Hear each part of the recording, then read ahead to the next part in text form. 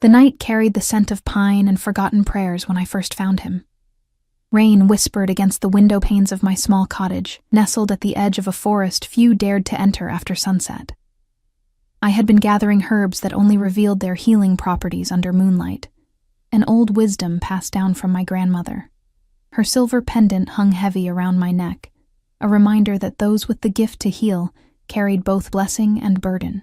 "The forest gives what is needed, not what is wanted," she would say, her weathered hands guiding mine over wilting plants that would become salvation for someone's pain. I wore her words like armor against a world that had labeled me strange, useless, a pale-haired girl with hands too gentle for real work, but just soft enough for pity. The village council had made their position clear earlier that day. My small healing practice was tolerable but unwelcome. Herbal remedies are quaint distractions, Councilman Duval had announced with performative kindness that never reached his eyes. But illness requires real medicine now, not woodland superstitions. I had stood there, my hair falling around my face like a curtain, hiding the flush of humiliation as they debated my worth in clinical terms. My cottage, the only home I'd known since my grandmother's passing, sat on valuable land they wished to develop. My presence was inconvenient, my healing insufficient. I was arranging dried lavender when the first knock came, so faint I thought it might be a branch against the door. Then it came again, more insistent, followed by a heavy thud against the wood. When I pulled the door open, the storm surged in, along with a man collapsing at my feet, his blood already seeping into the worn floorboards. "Please," he managed, his voice like gravel against silk. Nothing else.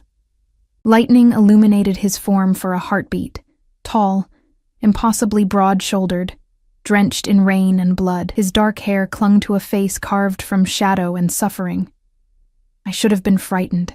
Instead, my hands moved with certainty born of ancient knowledge, dragging him inside despite his weight far exceeding my strength.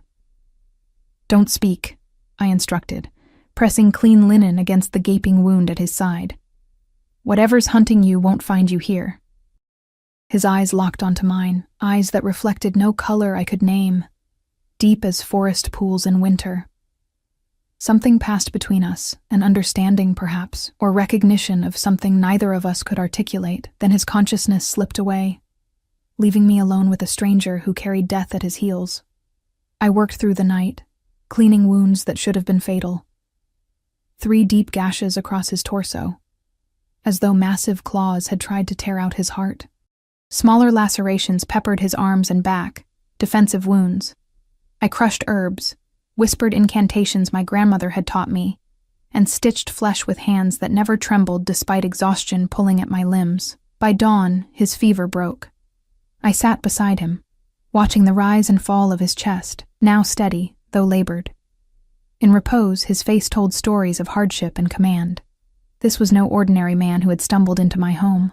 The scars that mapped his body spoke of battles and survival.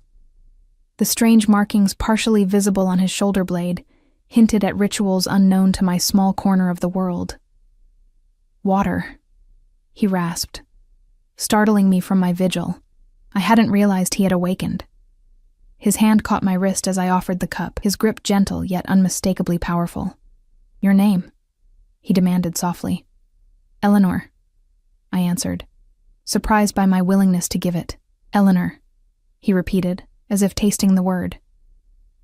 "You have saved a life that many would celebrate seeing extinguished." A chill crawled up my spine. I don't ask the forest which plants deserve to grow. I don't ask wounds whose blood they spill. A ghost of a smile touched his lips. Philosophy from a village healer. Just truth from someone who's often been deemed unworthy of saving herself. The words escaped before I could contain them, hanging naked in the air between us. His expression shifted, something primal and protective darkening his features. "Names carry power, Eleanor. Remember that I gave you none." Before I could respond, hoofbeats approached from the main road, unusual for the early hour. The stranger tensed, attempting to rise despite injuries that would fell a lesser man. I pressed him back with firm hands. "Stay hidden," I whispered, pulling a blanket over his massive form. "Whatever brought you here hasn't passed." I stepped outside to intercept the riders, closing the door firmly behind me. 5 men on horseback, their cloaks bearing insignias I didn't recognize. Wolves circling a crown. The leader dismounted with fluid grace that poorly masked the predatory tension in his movements. "Good morning," I offered, pulling my shawl tighter around my shoulders. "What brings the king's men to my door before proper daylight?" The man's eyes narrowed, scanning my small home as if he could see through walls. "We track a fugitive. Dangerous. Wounded." His gaze settled on me, assessing. A man who betrayed his sworn duties and fled justice. I thought of the stranger inside, his blood on my floors, his warnings about names and power. The pendant at my neck seemed to grow heavier. "I've seen no one," I replied, the lie slipping easily past my lips, though the storm was fierce last night. A wounded man wouldn't survive these woods in such weather. The leader studied me, his nostrils flaring slightly as if catching a scent. "Your reputation precedes you, healer. They say you take in strays and broken things. Plants, mostly." I smiled, keeping my hands relaxed at my sides despite the hammering of my heart, and occasionally lost travelers seeking the main road, but no fugitives, I assure you. A second rider dismounted, whispering something in the leader's ear. His expression hardened. "Search the cottage," he commanded. "You have no authority here," I stepped forward, surprising even myself with the steel in my voice. "This land may be at the edge of your kingdom, but my home remains my own." The leader's hand moved to his weapon, but hesitated as the wind shifted, carrying with it the scent of the herbs I'd hung to dry that morning. Powerful herbs known to reveal deceptions when burned. Something like uncertainty crossed his features. "The storm muddies trails," he conceded. "But we will return, healer, and when we do, pray you have nothing to hide." They departed with reluctance, casting backward glances that promised future reckoning. When the sound of hooves faded, I returned inside, legs nearly buckling with delayed fear. The stranger stood by the window, peering through a gap in the curtains, his massive frame somehow balanced despite his injuries. He turned to me, expression unreadable. "You lied for me," he observed. "Why?"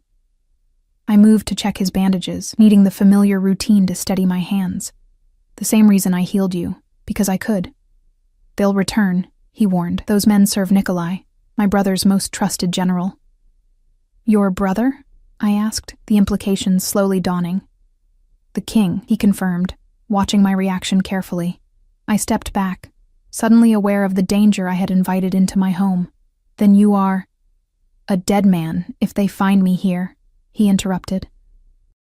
"And you alongside me, for harboring an enemy of the crown." "But you're not an enemy," I said, the certainty in my voice surprising us both.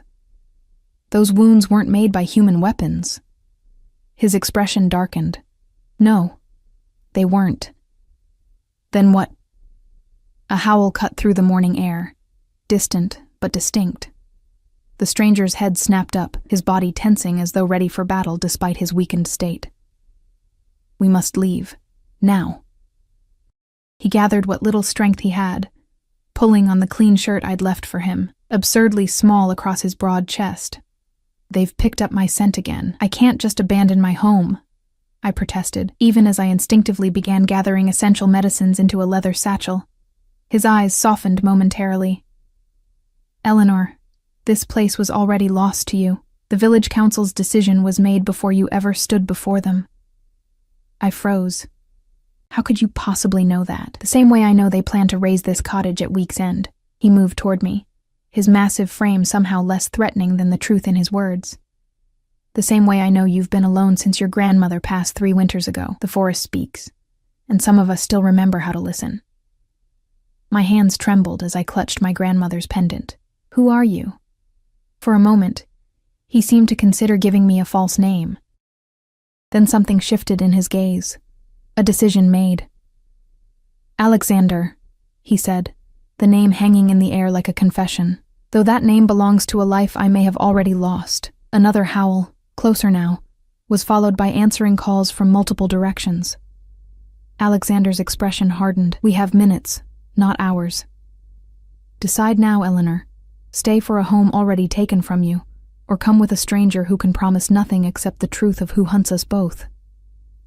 I looked around at the small cottage filled with memories, My grandmother teaching me to identify herbs by smell alone, the corner where I'd nursed countless villagers who now turned their backs on me, the worn table where I'd sat alone for too many nights. Then I looked at Alexander, wounded and hunted yet standing tall, offering not safety but honesty.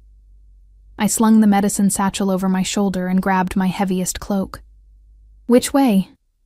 Relief flickered across his face, so brief I nearly missed it. "Deep forest. The trails only your grandmother would have shown you." "How did you—" "The forest remembers those who respect it," he said simply, moving toward the back door with surprising steadiness for a man who should barely be conscious. "And so do I." As we slipped into the tree line, I cast one last glance at my cottage. Smoke was already rising from the direction of the village. They weren't waiting for week's end after all. "They're burning it," I whispered, an ache blooming in my chest. Alexander's hand found my shoulder, warm and steadying. "The knowledge you carry cannot burn, Eleanor. Neither can the gift in your hands. Remember that." I nodded, turning away from everything familiar and following this dangerous stranger into a forest that suddenly seemed both refuge and threat. The pendant at my neck caught the morning light, momentarily blinding in its brilliance, a beacon, a warning, or perhaps a blessing for the path ahead. As we vanished beneath ancient boughs, I couldn't shake the feeling that I hadn't saved Alexander at all. Something told me he had been sent, by fate or the forest itself, to save me instead. We moved through the forest like ghosts, Alexander navigating the hidden paths with uncanny precision despite his injuries. The morning mist clung to the undergrowth, concealing our tracks as effectively as any magic. My knowledge of the forest had always ended where the village's hunting trails did. But Alexander led us deeper, following markers visible only to his keen eyes. "There," he would murmur occasionally, pointing to a bent branch or a particular arrangement of stones that meant nothing to me, but everything to our survival. By midday, the distant howls had faded, but Alexander showed no sign of slowing. Blood had seeped through his bandages, yet he pushed forward with grim determination. Finally, as the sun reached its zenith, he paused beside a small stream cascading over moss-covered rocks. "We need to rest," I insisted, noting the pallor beneath his tanned skin. "Your wounds require attention."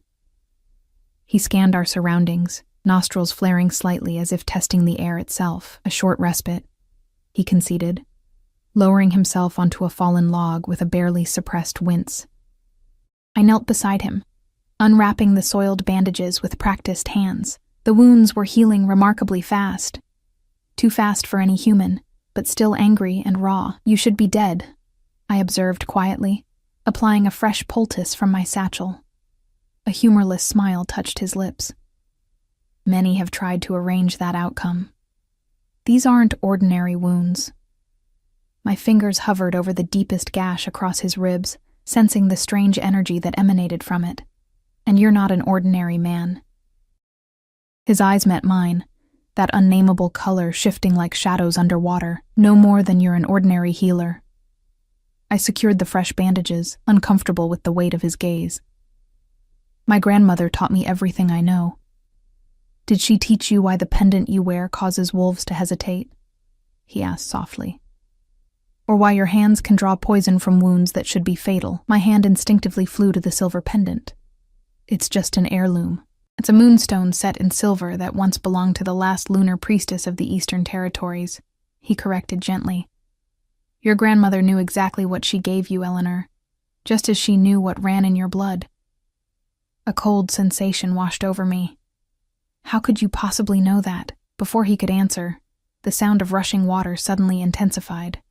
I turned to see the gentle stream swelling, water rising as if fed by an unseen storm. Alexander was on his feet instantly, placing himself between me and the unnatural phenomenon. "We've lingered too long," he growled. The water bubbled and churned, then rose in a column that gradually took humanoid form, a woman composed entirely of liquid, her features flowing yet recognizable. When she spoke, her voice rippled like water over stone. "Brother," she addressed Alexander, "you've strayed far from your throne." I stepped back instinctively, but Alexander remained unmoved. "Celine," he acknowledged. I didn't expect the river court to involve themselves so quickly. The water woman's fluid face registered something like concern. The forest bleeds with your pain. Did you think it would go unnoticed? Her gaze shifted to me, and I felt a chill that had nothing to do with the cool forest air. You travel with the granddaughter of Mara. Interesting choice. Alexander's posture remained protective. She saved my life when she had every reason not to.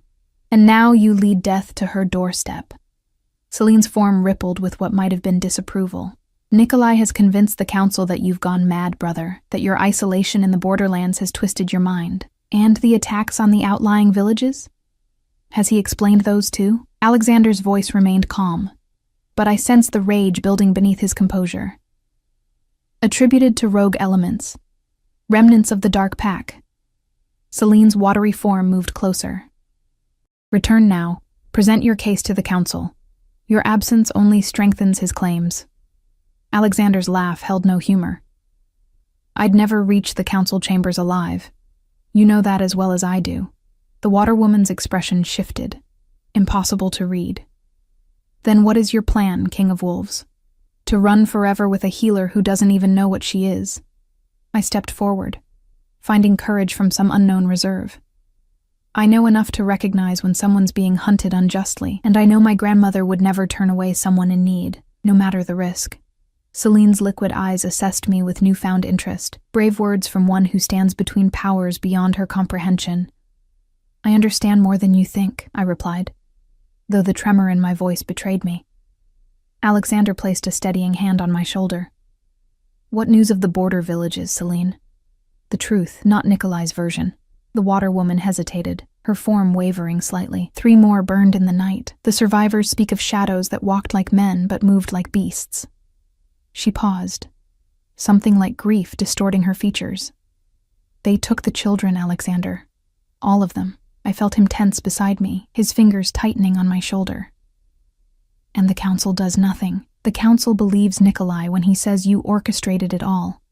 A desperate attempt to undermine him and reclaim power. Her voice hardened. But I have seen the creatures myself. They are not of your making. No. Alexander agreed grimly. But I know whose making they are. A distant howl cut through the forest, followed by answering calls from multiple directions. Your brother's trackers are persistent, Celine observed, and I cannot interfere directly without breaking ancient treaties. She began to dissolve back into the stream, her form growing less distinct. There is a sanctuary 3 days' journey east, the old temple where your kind and mine once shared counsel. Mara would know it, she added, glancing at me. It still holds power that even Nikolai would hesitate to challenge. As she melted away, her final words rippled across the water. Find proof, brother. Find it before the next full moon, or all the kingdoms will burn. Then she was gone, leaving only the gentle babble of an ordinary stream. Alexander was already gathering our meager supplies. We need to move. Now. Wait. I caught his arm. You owe me answers. What did she mean about my grandmother? About what I am? His expression softened marginally.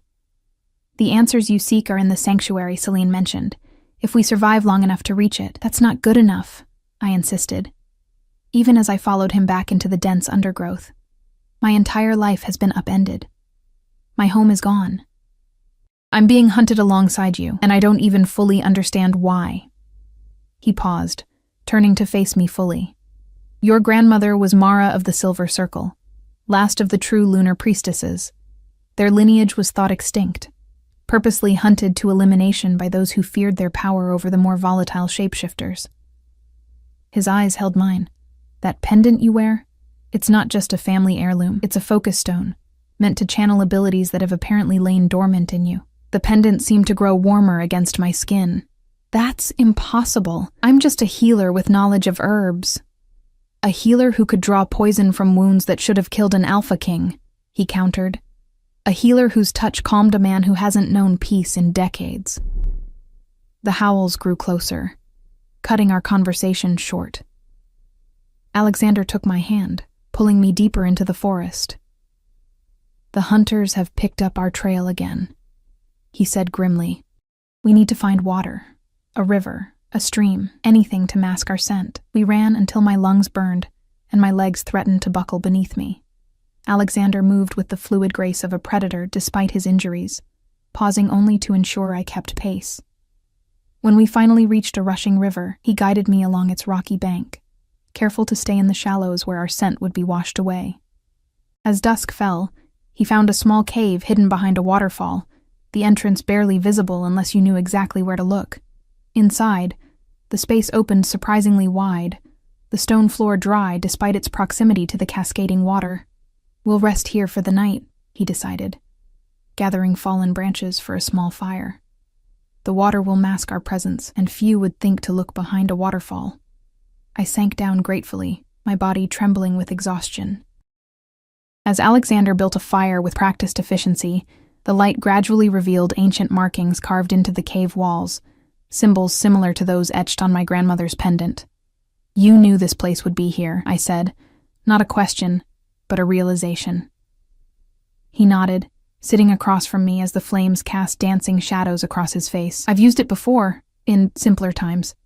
When you weren't being hunted by your own brother," I supplied. A ghost of a smile touched his lips. "When alliances between kingdoms weren't unraveling, when children weren't disappearing in the night." I hugged my knees to my chest, suddenly overwhelmed by the magnitude of what I'd stumbled into. Why would Nikolai betray you? What could possibly be worth this? Alexander stared into the flames, his expression haunted. "Power that predates our kingdoms. Magic that was meant to remain buried." He looked up, meeting my gaze. "The same power that was once balanced by the lunar priestesses, your grandmother's order. And now? Now that balance is gone, and Nikolai believes he can control forces he doesn't understand." Alexander's voice dropped to a near whisper. 3 nights ago, I caught him performing a ritual using blood from the borderland villages.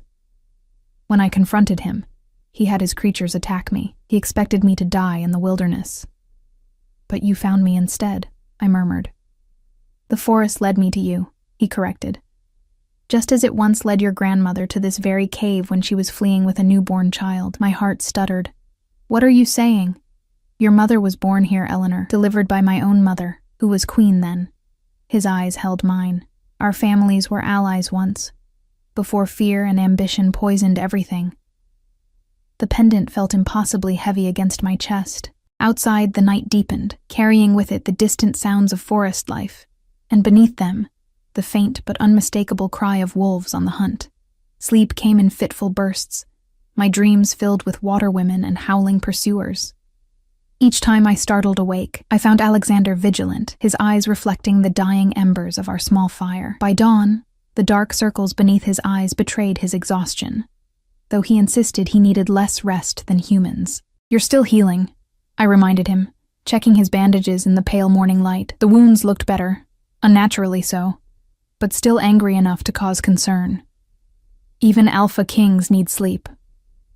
A faint smile tugged at his lips. "You speak as if you've known many.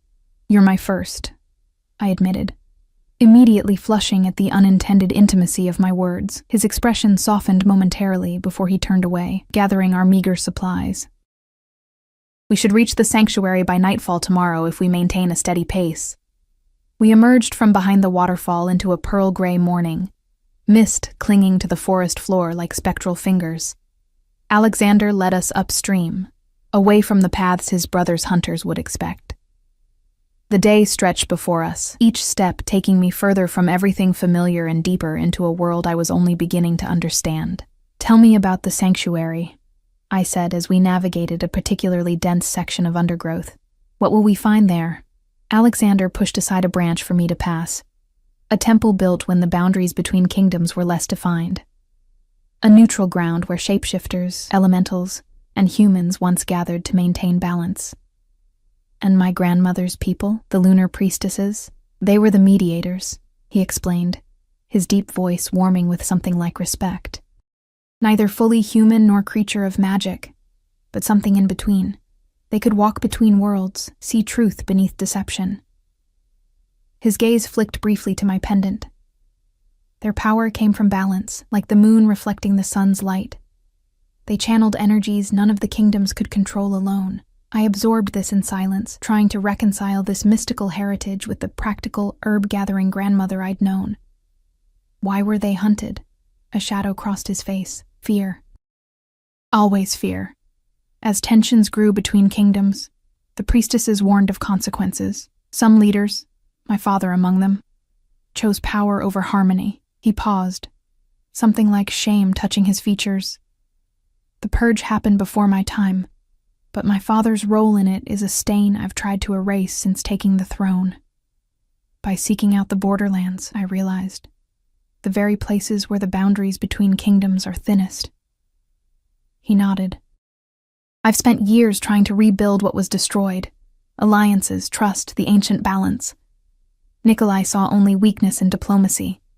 He hungered for the old ways, the dominance of our kind. And the children? Why take them? Alexander's expression darkened. Some rituals require innocence as a catalyst. The oldest, darkest magic feeds on potential, futures unlived. His hands clenched.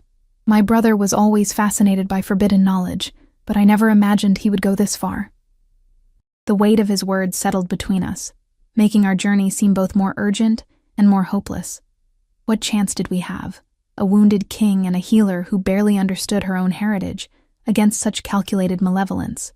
As if sensing my doubts, Alexander paused, turning to face me fully. Your grandmother survived when all others fell, Eleanor. She preserved knowledge that was meant to be erased from our world. That wasn't accident or luck, it was purpose. I'm not her, I whispered, the inadequacy of my small healing skills suddenly overwhelming. No, he agreed, his gaze unexpectedly gentle. You're what comes after the breaking, the new growth after forest fire. Mara prepared, but you will rebuild. Before I could respond, the forest around us fell abruptly silent. No birdsong, no rustling leaves, nothing but our own breath fogging in the suddenly chill air. Alexander tensed, his posture shifting subtly into something more primal, more dangerous. We're being watched, he murmured, positioning himself slightly ahead of me. I scanned the trees, seeing nothing amiss until a shadow detached itself from the dappled forest light, a figure approaching with preternatural stillness.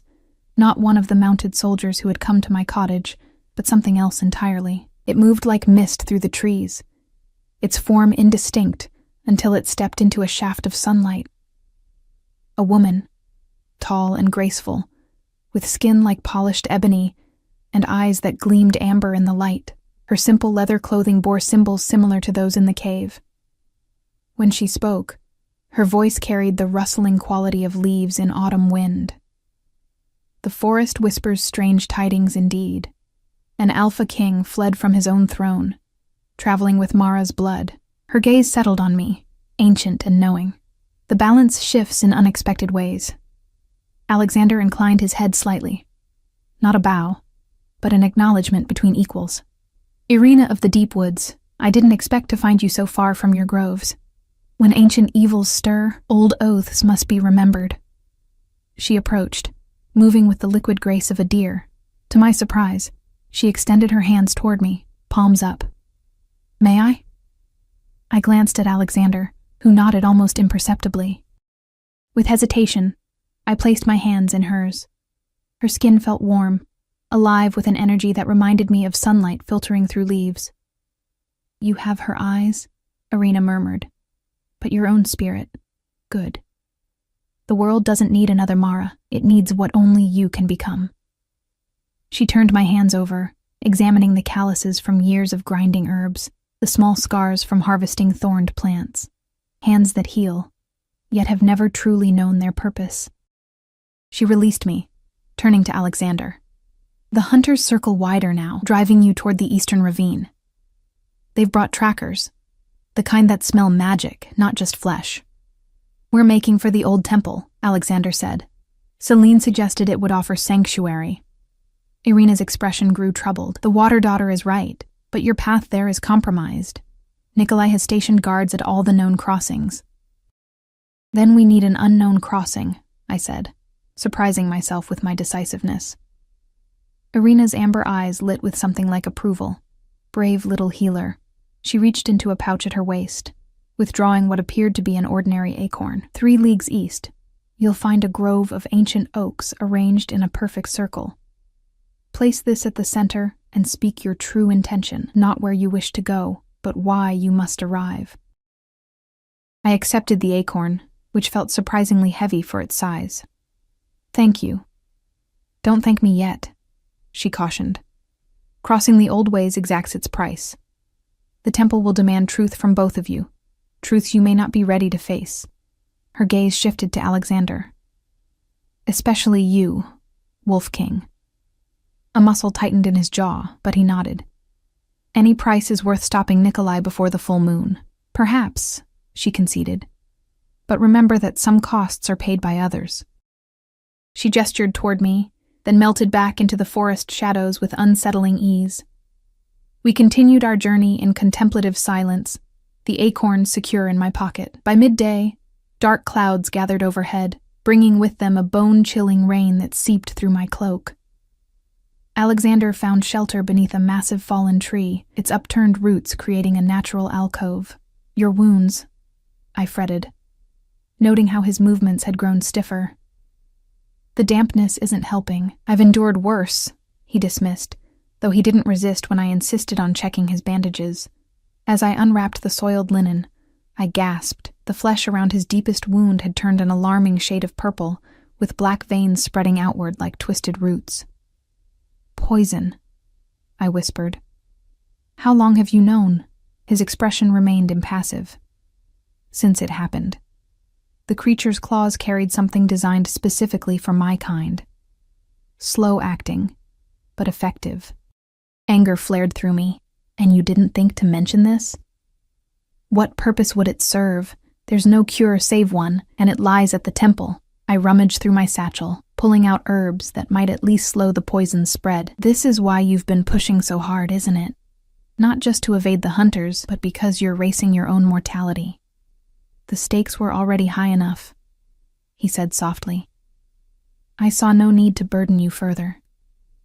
I'm not some delicate flower in need of protection, I snapped, pressing a fresh poultice against his wound with perhaps more force than necessary. I chose this path knowing the dangers. Did you? His eyes met mine, that unfathomable color shifting in the dim light. When you pulled me from your doorstep, did you choose the destruction of your home, the revelation that everything you believed about yourself was incomplete? I wrapped fresh bandages around his torso, my fingers brushing against skin that burned with unnatural heat. I chose to help someone who needed me. Everything else followed from that one truth. I secured the bandage, allowing my hand to linger over his heart. I won't apologize for it. Something changed in his expression then. A softening. A surrender I hadn't witnessed before. Nor would I ask you to. His larger hand covered mine, still resting against his chest. But understand that I have led many to their deaths through my failures. I could not bear to add you to that burden. The intimate moment was shattered by a howl, closer than any we'd heard since fleeing my cottage. Alexander was on his feet instantly, pulling me up beside him. We need to move, now. He scanned the forest, nostrils flaring. They've picked up our scent despite the rain. We fled through the downpour, every step made treacherous by mud and slick roots. The howls multiplied, coming from multiple directions now. Alexander's breathing grew labored, the poison clearly taking its toll despite his supernatural strength. The oak grove, I gasped, as we splashed through a shallow stream. How much farther? Close, he managed between ragged breaths. But the hunters are closer still.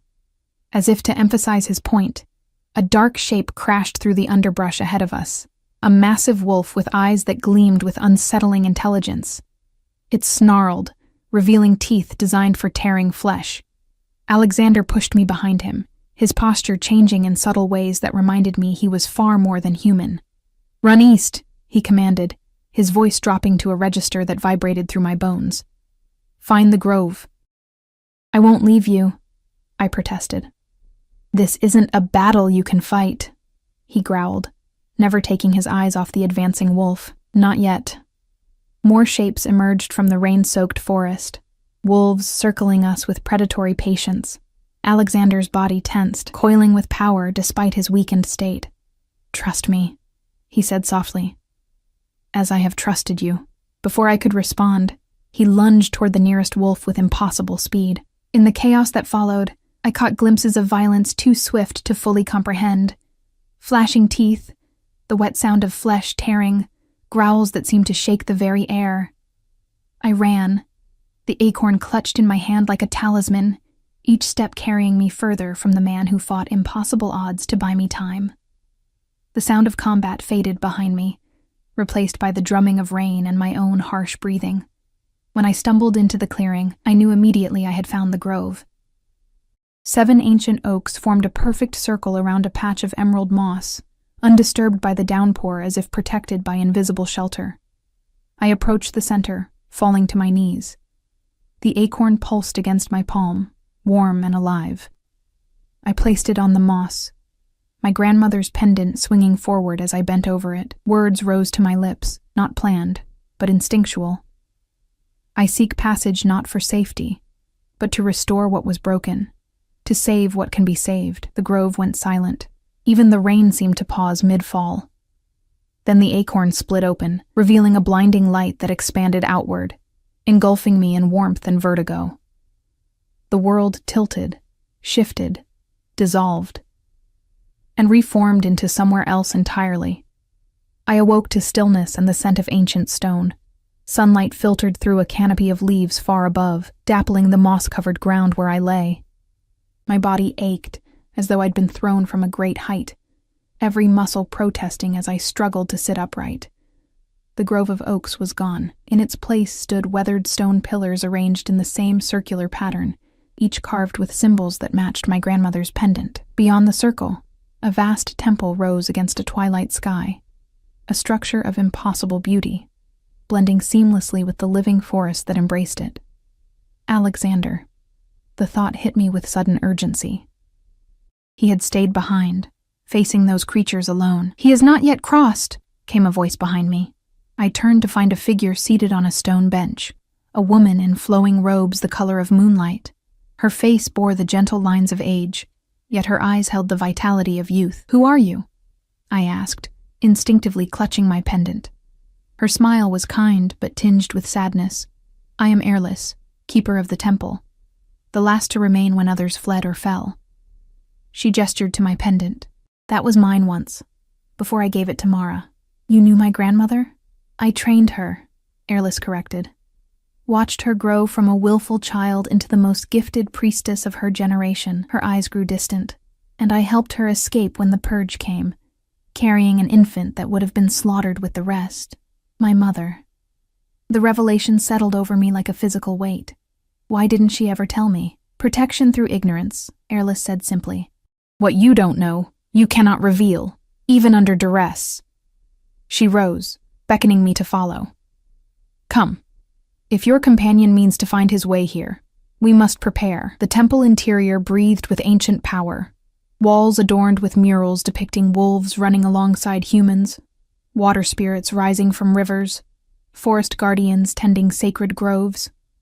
At the center stood a circular pool, its still surface reflecting the sky visible through an open dome above.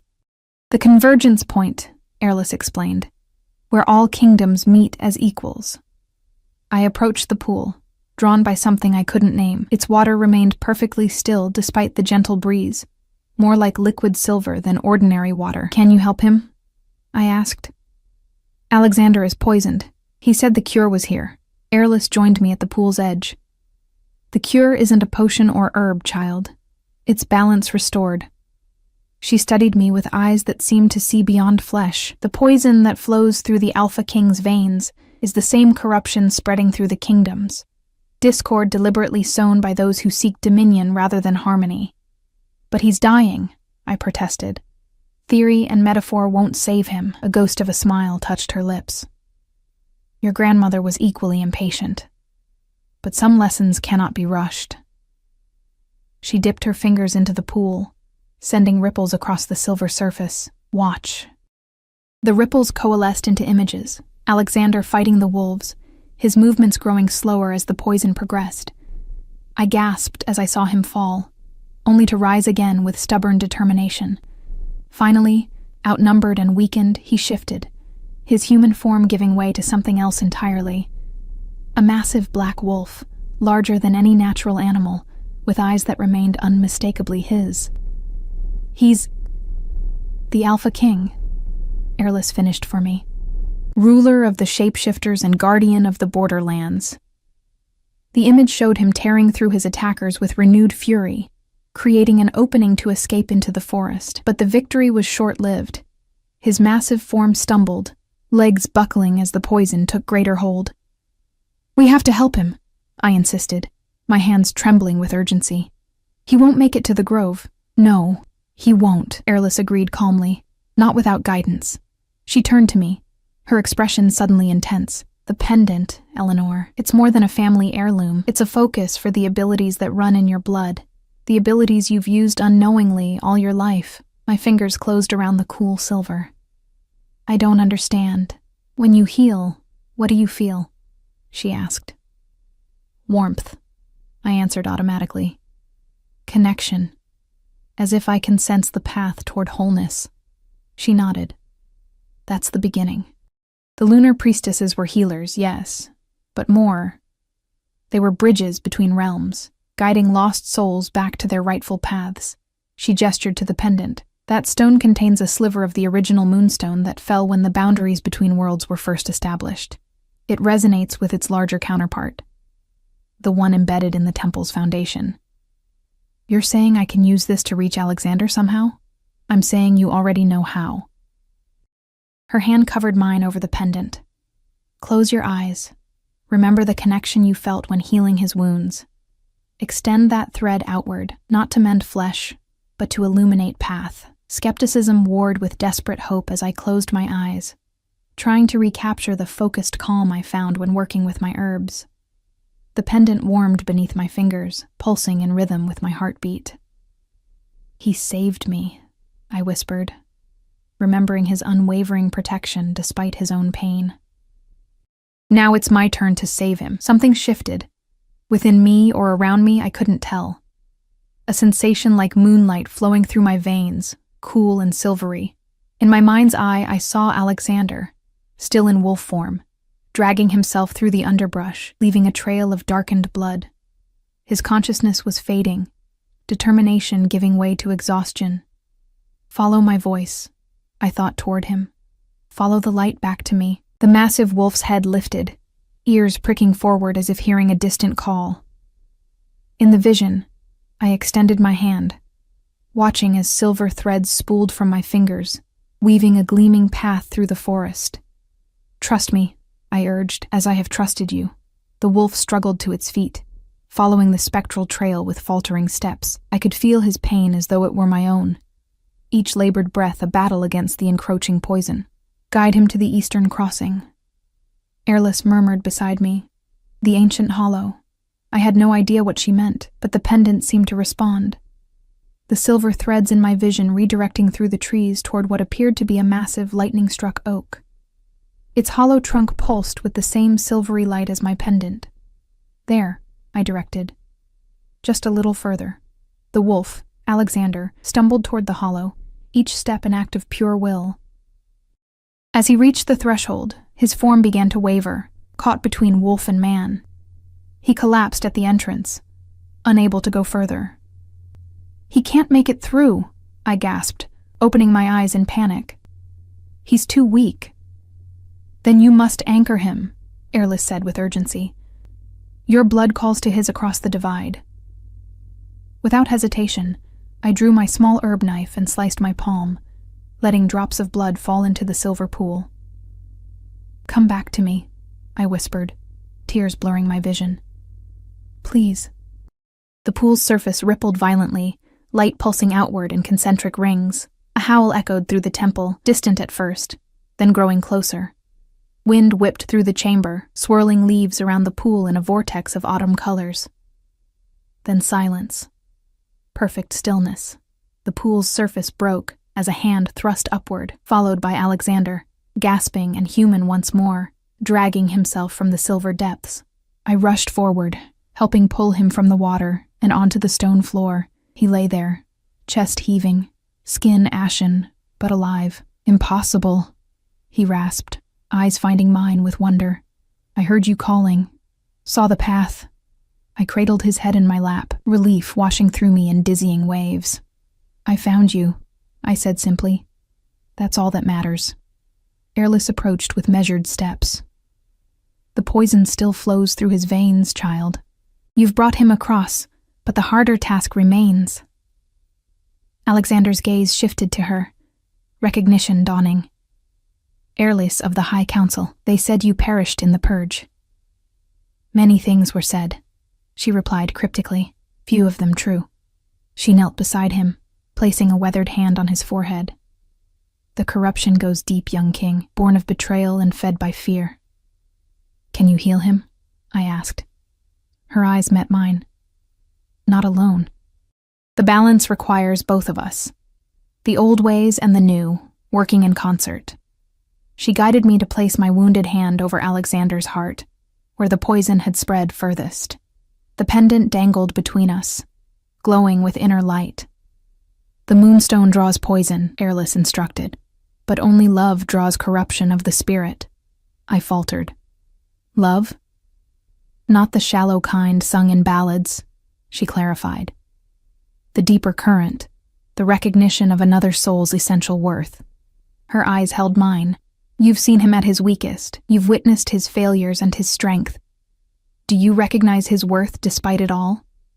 I looked down at Alexander, seeing not just the powerful Alpha King, but the man who had protected me at every turn, who carried the weight of his father's sins and his brother's betrayal, who fought for balance when dominance would have been easier. Yes, I answered, the truth of it resonating through my entire being. I do. Then tell him, she urged. Words have power in this place. I leaned closer, my blood mingling with the poison beneath my palm. I see you, Alexander. Not just the king or the wolf, but the man trying to heal what others broke. I see your worth, not measured in strength or titles, but in the choices you make when no one is watching. The pendant flared between us, its light spreading beneath his skin. Following the dark veins of poison, Alexander gasped, his back arching as silver light and darkness warred within him. Stay with me, I pleaded, instinctively drawing on the same power that had guided him to the crossing. Fight it. The balance requires sacrifice, Airless warned. Are you willing to carry part of his burden? Yes, I answered without hesitation. Whatever it takes. The moment the words left my lips, agony lanced through me. Dark tendrils of poison seeping from Alexander into my own veins. I cried out, nearly breaking contact. Hold fast, Airless commanded. The exchange must be completed. Gritting my teeth against the burning pain, I maintained my grip. The pendant pulsed brighter, drawing the shared poison toward it like a lodestone. Slowly, the darkness in both our veins receded, drawn into the stone itself, which darkened from silver to obsidian.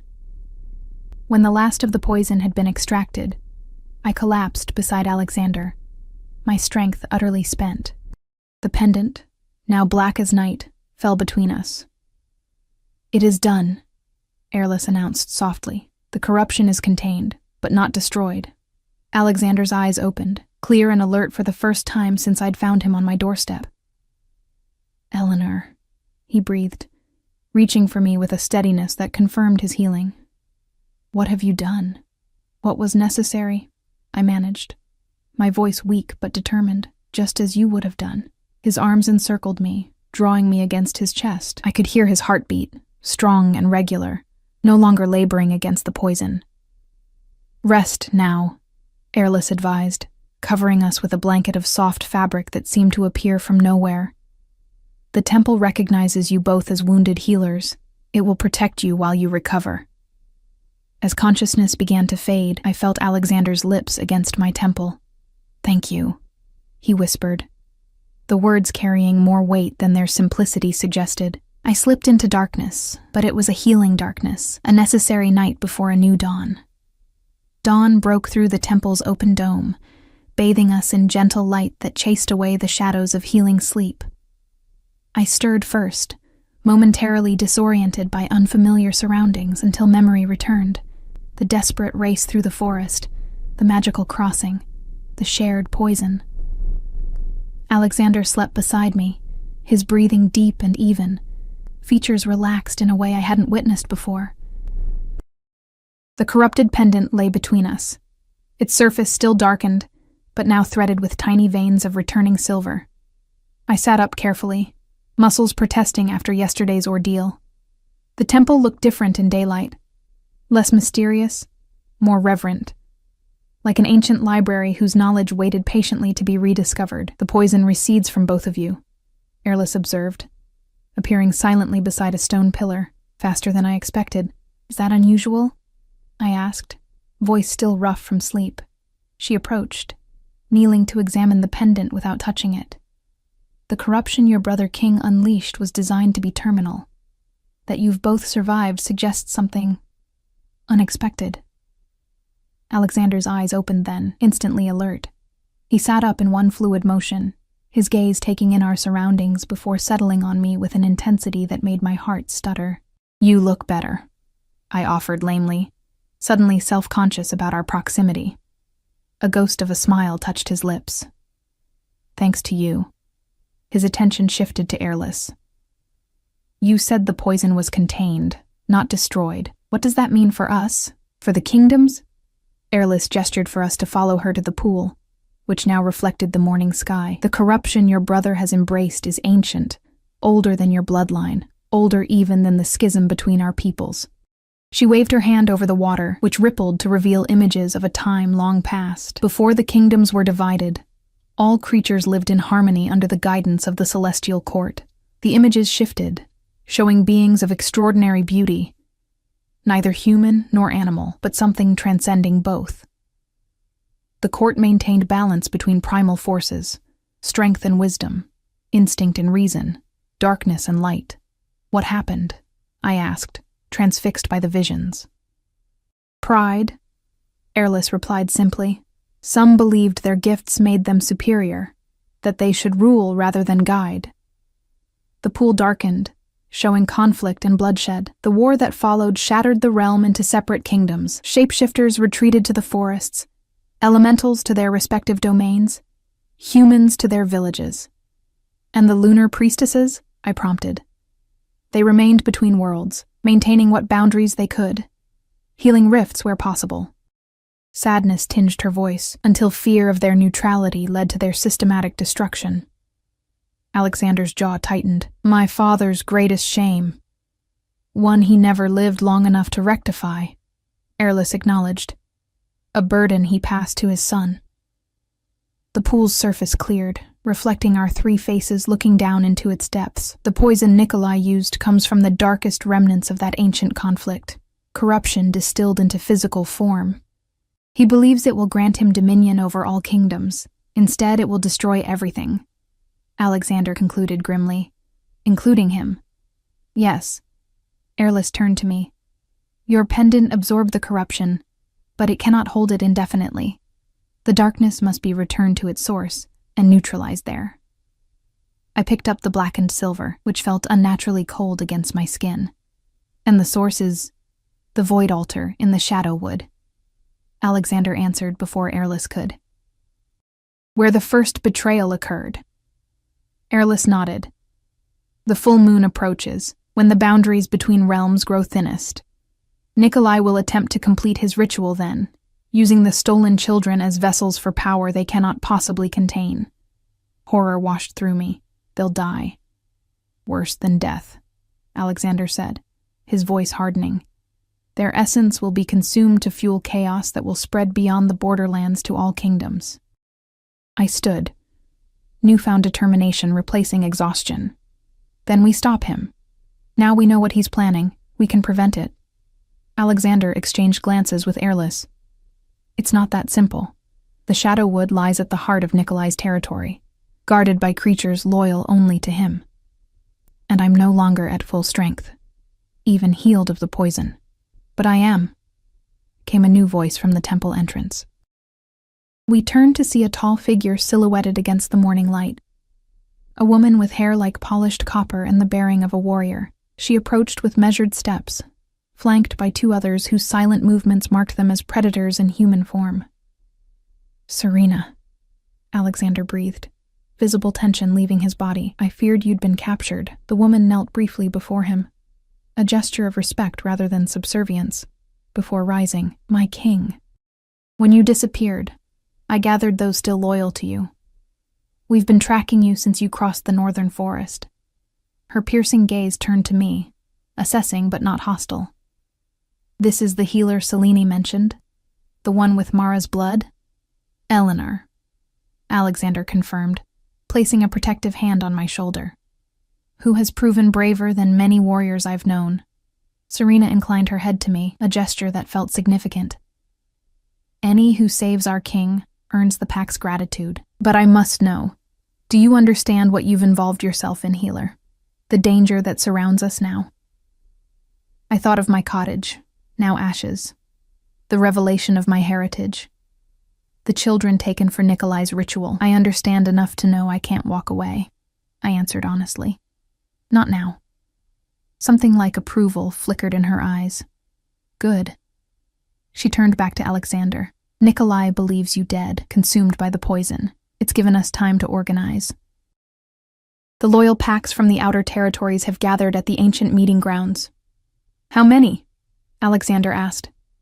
300 warriors, including 24 of the elite guard who refused to follow your brother." Hope kindled in Alexander's expression. "Enough to challenge him directly?" Serena's face remained grim. "Not against the forces he's amassed. He has nearly 500 under his command, plus the shadow creatures bound to his will." She hesitated. "And he wears the crown of thorns now, the ancient relic your father locked away." Alexander cursed under his breath, running a hand through his dark hair. "Then a direct assault would fail." "There might be another way," I suggested, drawing their attention. "Something he wouldn't expect." Airless smiled, a glimmer of pride in her ancient eyes. "The priestess awakens." I touched the corrupted pendant. "Nikolai wants power, craves it enough to sacrifice innocent lives. What if we offered him what he thinks he wants?" "Explain," Alexander prompted, his intense gaze fixed on me. "This pendant contains a fragment of his corruption, like calls to like." I held it up, where faint tendrils of darkness still swirled beneath the surface. "What if we use it to create a false trail? Something so tempting he can't ignore it, drawing him away from the children." Serena looked skeptical. "Nikolai is many things, but not easily fooled." "He might be," Alexander said slowly, "if he believed I somehow survived his poison and managed to obtain what he's truly seeking." "The lunar heart," Airless supplied. "The central moonstone from which all others were cut, including the one in Eleanor's pendant." "Exactly," I nodded. "We make him believe you've found the heart and plan to use it against him." "He would abandon everything to prevent that," Alexander agreed, energy infusing his voice. "His greatest fear is that I might restore the ancient balance, negating the power he sacrificed everything to obtain. But the heart was lost centuries ago," Serena objected. Airless approached the pool once more, her aged hands hovering over its silver surface. "Not lost," she corrected. "Protected." The water rippled, revealing what appeared to be a chamber deep beneath the temple, and at its center, a crystal the size of a child's head, pulsing with inner light. "The lunar heart remains where it has always been," she said quietly, "waiting for one with both the blood right to wield it and the wisdom to understand its purpose." All eyes turned to me. I took an instinctive step backward. "I'm just a village healer. I know nothing about wielding ancient artifacts." "Yet you called Alexander across the divide," Airless countered.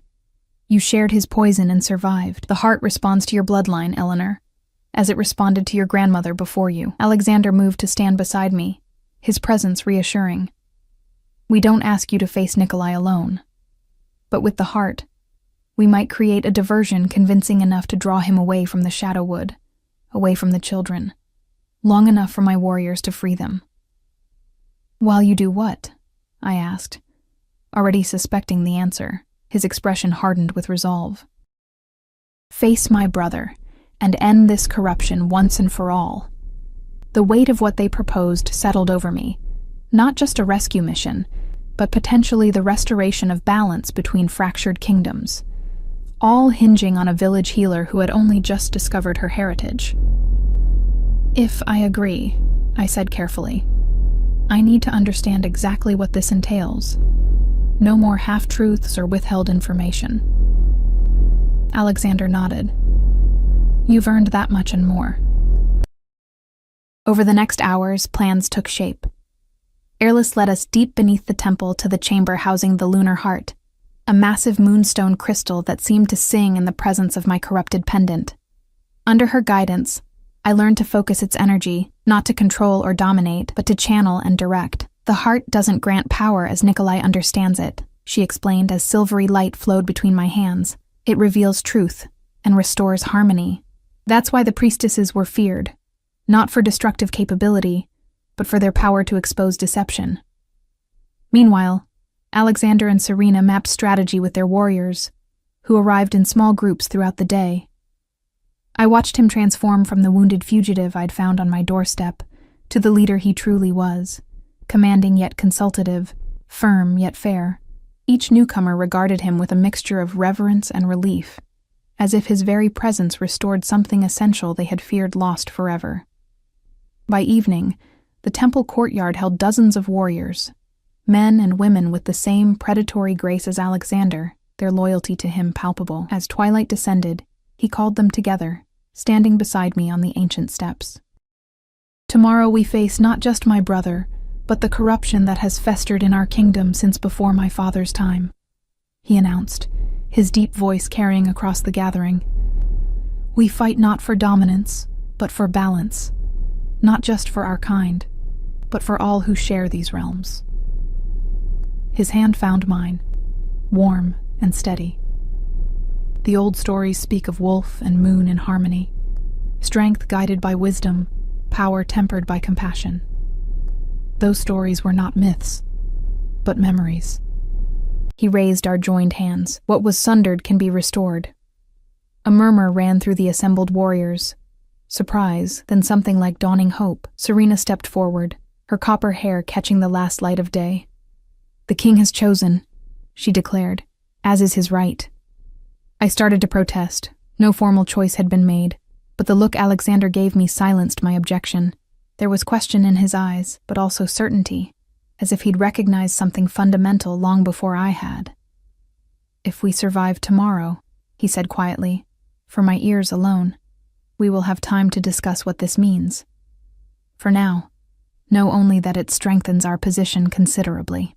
Later, as final preparations were made, Airless found me standing alone by the sacred pool, watching the stars emerge in its mirrored surface. You fear you're not ready, she observed. That this responsibility came too suddenly. I nodded, unable to deny it. 3 days ago, I was gathering herbs and worrying about village council meetings. Now I'm supposed to help restore cosmic balance with an artifact I barely understand. Your grandmother faced similar doubts, Airless said, her weathered hand covering mine. She too believed herself inadequate to the task before her. What did she do? A smile touched Airless's ancient face. She remembered that no priestess works alone. The moon doesn't generate light, it reflects it, channeling what already exists. She gestured to where Alexander stood with his captains, his profile strong against the twilight.